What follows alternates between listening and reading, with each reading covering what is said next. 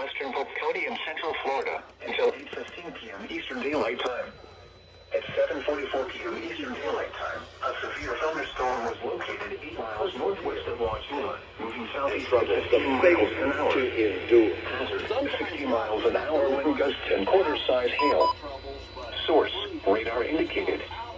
Impact, hail damage to vehicles is expected. Expect wind damage to roofs, siding, and trees.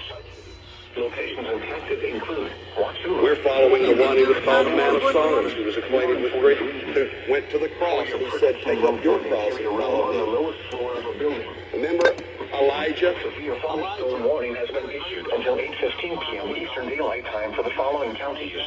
And the fire from heaven fell, and God blessed and answered his prayer. I mean, he was a national hero. He was just an incredible man of God. Radio KHD 32, Servín de Tampa Bay Area, una frecuencia 162.5 Heard about what happened on Mount Carmel and what Elijah did. 45 They don't. p.m. Eastern Daylight Time.